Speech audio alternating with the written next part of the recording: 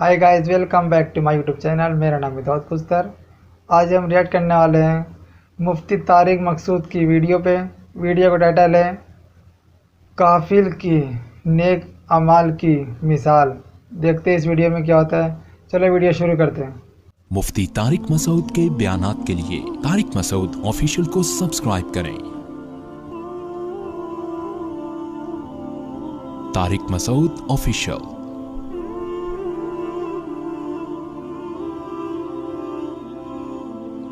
अल्लाह क्या फरमाते हैं, वलिल्लज़ीना कफ़रू बिरब्बिहिम, कि जो लोग अपने रब के साथ कुफर करेंगे तो क्या पता चला कि अल्लाह की नज़र में मुजरिम वो लोग हैं जो अपने पालने वाले का इनकार करें। समझ रहे हो? जो अपने पालने वाले का इसको तो दुनिया जुर्म समझती नहीं है। तो चूंकि जन्नत अल्लाह ने बनाई, जहन्नम अल्लाह ने बनाई, तो पास भी कौन कर, पेपर जो है ना, जो एग्जाम के लिए जो अल्लाह ने जो पेपर बनाया वो भी अल्लाह ने बनाया है। तो जब तक उस पेपर को फिल नहीं करेंगे, मेरे और आपके कहने से ना कोई जन्नत में जाएगा और ना कोई जहन्नम में। तो अल्लाह कहता है सबसे पहले मुझे मानो।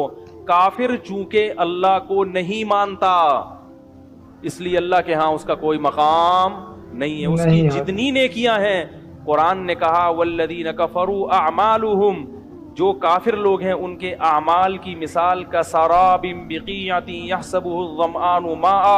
फरमाया जैसे किसी शराब में तुम्हें रेत पे पानी नजर आता है, तुम लालच में वहां तक पहुंचते हो तो वो पानी और आगे चला जाता है, पानी नहीं होता, कुछ भी नहीं होता।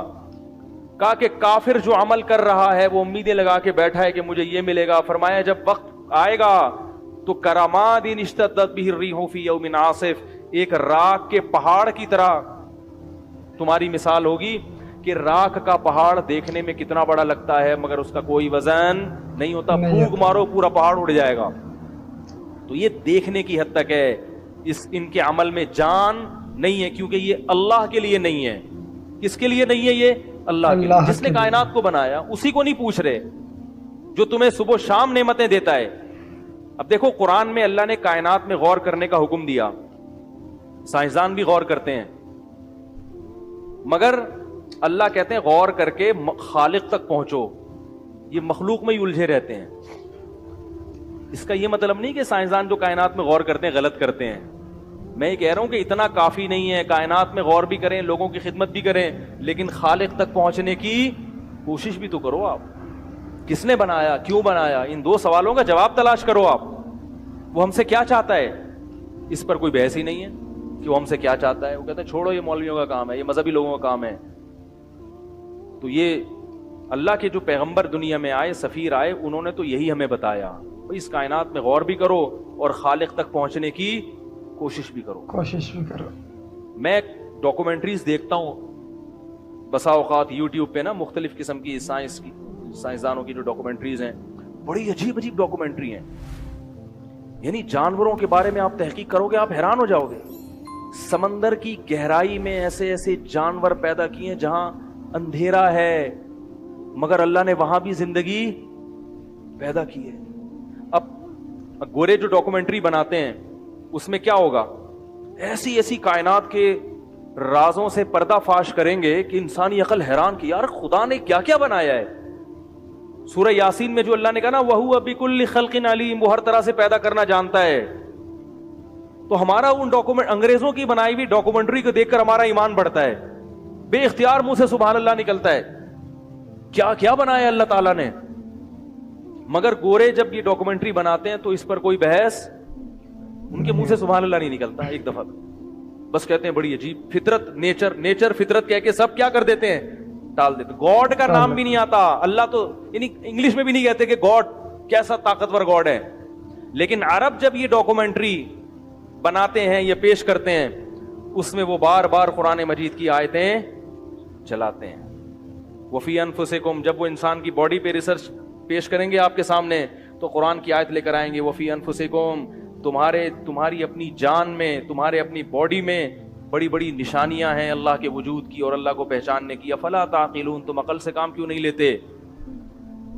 ये जो जंगल है ना, डॉक्यूमेंट्री है, अल्लाह की कसम ये खुद एक बहुत बड़ा उजूबा है। जंगल में जो जानवर अल्लाह ने पैदा किए ना, खुद साइंसदान कहते हैं कि जंगल में शेर दरिंदा ना हो تو انسان کے لیے خشکی میں زندگی مشکل ہو جائے گی. کوئی چیز اللہ نے بیکار پیدا نہیں کی ہے. یہ خود اس کی علامت ہے کہ یہ کائنات ایک نظام کے تحت چل رہی ہے, یہ اندھی نہیں چل رہی. کوئی چلانے والا ہے, بڑی سوچ سمجھ کے بنایا اس نے ایک ایک چیز کو. 3 حصے اللہ نے پانی رکھ دیا, 1 حصہ خشکی. ایسا بھی تو ہو سکتا تھا 3 حصے خشکی ہو 1 حصہ پانی ہو. یہ اتفاق بھی تو ہو سکتا تھا, نہیں ہوا. اگر کہ یہ ہوتا, دیکھو ڈائناسور تھے نا کسی زمانے میں, ان کی نسل ختم ہو گئی. اس پر تو بحث ہوتا ہے نسل ختم ہو گئی, کیوں ہو گئی, اس پہ نہیں ہوتی. بھائی انسان کو دنیا میں آنا تھا, اس لیے ڈائناسور کو اللہ نے ختم کر دیا. ڈائناسور اگر ہوتے, ہم یہاں بیان سن رہے ہوتے بیٹھ کے,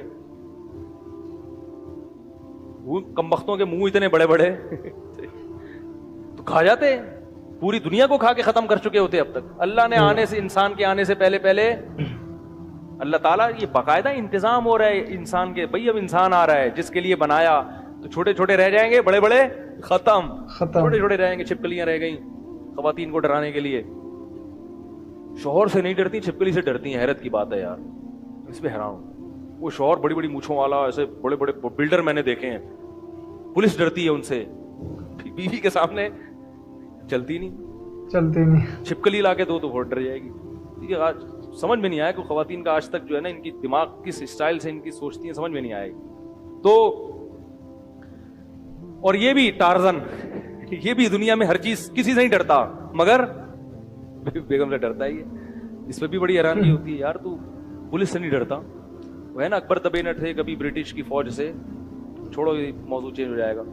تو اب سمندر کی گہرائی میں, بہت زیادہ گہرائی میں پانی کا اتنا دباؤ ہے کہ انسان وہاں 1 منٹ بھی زندہ نہیں رہ سکتا, جا ہی نہیں سکتے وہاں پہ. لیکن وہاں مچھلیاں ہیں, وہ اتنے دباؤ میں کیسے ہیں بھائی, اور وہاں گھپ اندھیرا. مجھے جب کسی نے یہ بات بتائی نا, بڑے پڑھے لکھے آدمی نے, کہ بھائی سمندر میں روشنی ہوتی ہے نیچے تہ میں, لیکن بعض سمندر اتنی گہرائی میں ہے کہ سن لائٹ وہاں تک نہیں پہنچتی. مجھے قرآن کی آیت یاد آئی کہ قرآن نے ایک مثال دی ہے کہ جو لوگ اللہ پہ ایمان نہیں رکھتے, ان کی مثال ایسے ہے جیسے سمندر کی تہ میں اندھیرے میں ہوں, اور اتنا گھپ اندھیرا کہ ہاتھ قریب سے دیکھنا چاہیں تو وہ بھی دکھائی نہ دے. میں نے کہا دیکھو قرآن کو کیسے پتا چلا کہ سمندر میں اتنی گہرائی بھی ہے کہ جہاں سورج کی روشنی نہیں جا سکتی. تبھی تو قرآن مثال دے رہا ہے نا.